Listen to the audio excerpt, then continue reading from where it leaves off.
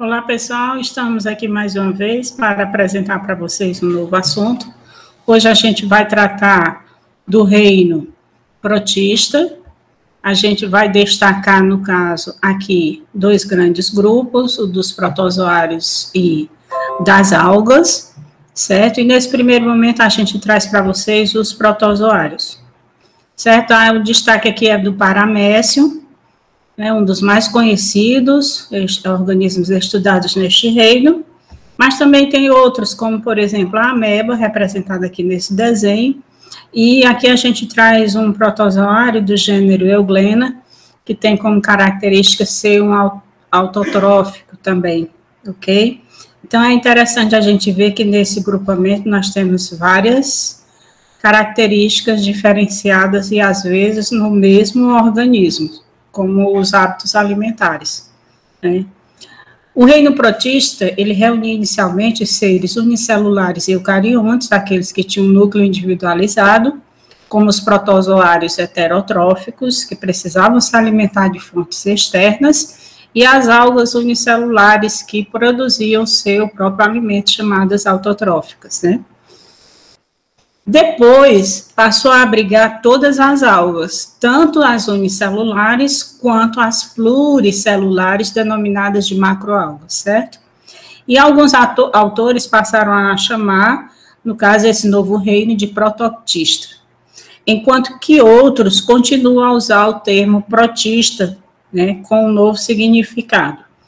E aí, por que isso ocorreu? A gente constata que houve o quê? Entre os protistas, do modo geral, há grupos de organismos que estão mais próximos evolutivamente de outros reinos do que de outros grupos de protistas. É o caso do quê? Das algas verdes, por exemplo, que estão evolutivamente mais próximas das plantas do que de outros protistas.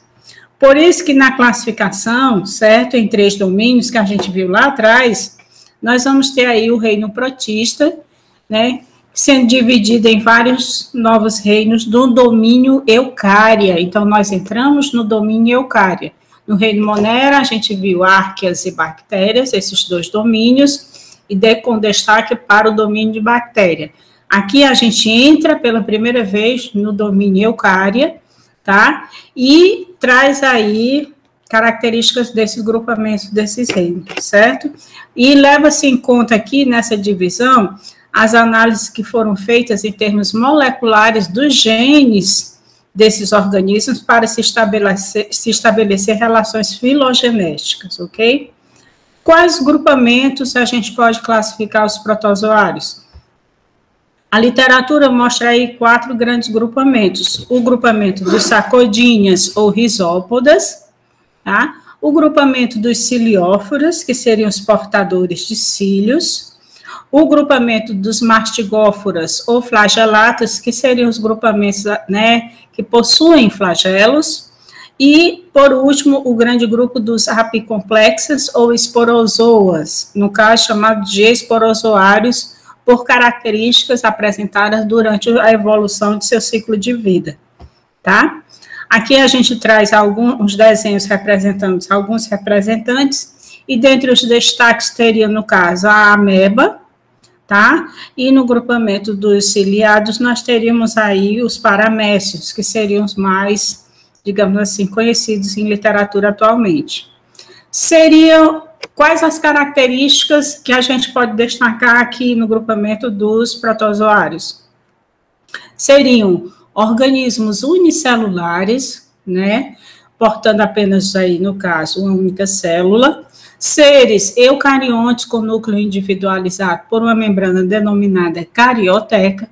Seres que, na grande maioria, fazem a heterotrofia, são heterótrofos, quer dizer o quê? Que precisam se alimentar de uma fonte externa. E como eles fazem essa alimentação depende do meio onde eles estão inseridos e da forma como eles se alimentam. Se seria por ingestão, como é no grupo dos que são portadores de pseudópodes, tá? Ou por absorção, que seria no grupo aí dos parasitas, dependendo do meio que a gente esteja encontrando esse organismo, tá? Temos espécies parasitas que causam doenças, principalmente também na nossa espécie, e algumas espécies nós vamos ter aí adaptadas ao deslocamento, ok? Com relação aos unicelulares, vai ter períodos no ciclo de vida que eles podem apresentar vários núcleos, se preparando aí para fazer um tipo de reprodução específica, dependendo do grupo que você esteja estudando, tá? Nós vamos encontrar algumas estruturas anexas, por exemplo, flagelos e cílios, tá? E vamos ter grupamentos que podem projetar partes da membrana com o citoplasma em estruturas, né, em prolongamentos dessas estruturas denominadas de pseudópodes, pseudo-falsos, podes, pés. Então, seriam falsas estruturas, falsas extremidades em um organismo de uma única célula, ok? A reprodução pode ser sexuada por um processo chamado conjugação, onde duas células trocariam material genético, e aqui no caso seriam micronúcleos, porque a gente vê também essa questão lá nas bactérias, mas lá as bactérias trocam plasmídeos, e aqui nós estamos tratando da questão de micronúcleos, ok? E reprodução dita assexuada, que seria a divisão binária, também que vocês vão encontrar em algumas literaturas chamadas de cisparidade, tá? Então, seria o quê? A divisão de um material genético de um único indivíduo que se transformaria em duas células a partir do seu próprio material. Ele criaria um clone de si mesmo, ok? Nutrição, nós vamos ter indivíduos autotróficos que produzem seus próprios alimentos, indivíduos heterotróficos que precisam se alimentar de fontes externas, e também teríamos indivíduos que fazem simbiose com outros organismos de outras espécies, ok? Tipos de parasitas. Dentro do grupamento dos protozoários, nós temos parasitas que são de um grupo chamado monoxeno e outros de outro grupo chamado heteroxenos, que seria o quê? O grupo dos monoxenos precisam de um único hospedeiro para fechar seu ciclo, tá? Enquanto que um heteroxeno seria aqueles parasitas que precisam mais de um hospedeiro para fechar o seu ciclo. E nós vamos ver alguns lá na frente, quando a gente estudar alguns tipos de doenças transmitidas por esses organismos. Os grandes grupos, nós fizemos aqui uma classificaçãozinha, a partir das estruturas presentes, no caso, como características majoritárias. Então, a gente vai falar daqueles que têm pseudópodes, flagelos, cílios, ok? Então, nós começamos aqui com os protozoários que apresentam pseudópodes, certo? Seria o quê?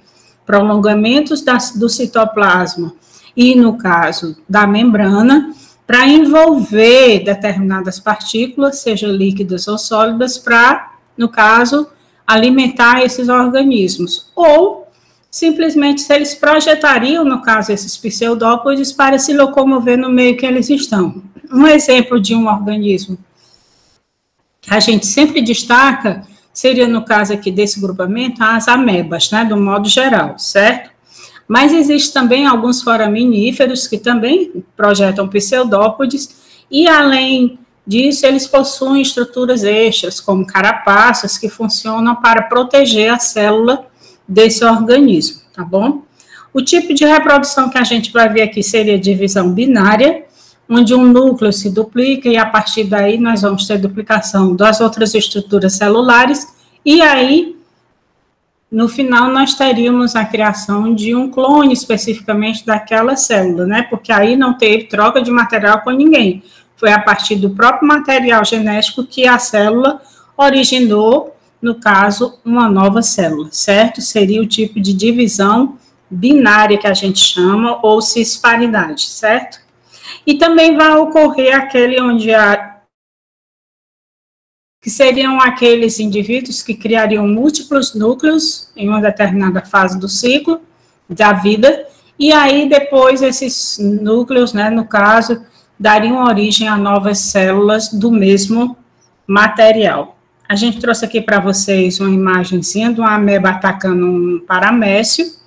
Ela vai projetar a membrana com o citoplasma ao redor desse paramécio, e levá-lo para o interior do citoplasma para fazer o processo de digestão, ok? O próximo grupo que a gente destaca seriam os protozoários, que teriam cílios, né, que seriam estruturas curtas, numerosas, formadas aí por microtúbulos, envolvidos pelo quê? Pela projeção da membrana plasmática, certo? E são utilizados também para locomoção e alimentação, assim como os flagelos, que nós vamos ver mais adiante, certo? E o exemplo de um protozoário que teria essa estrutura seria do gênero Paramecium, que também é conhecido como Paramecium, né? A reprodução seria por bipartição, que nós já vimos, a assexuada, e a assexuada entra aqui pelo processo de conjugação. E aí nós temos aqui um exemplozinho, né, de duas células fazendo esse processo de conjugação, dois paramécios, trocando material genético. Eles trocam aqui, no caso, no processo de conjugação, micronúcleos, tá?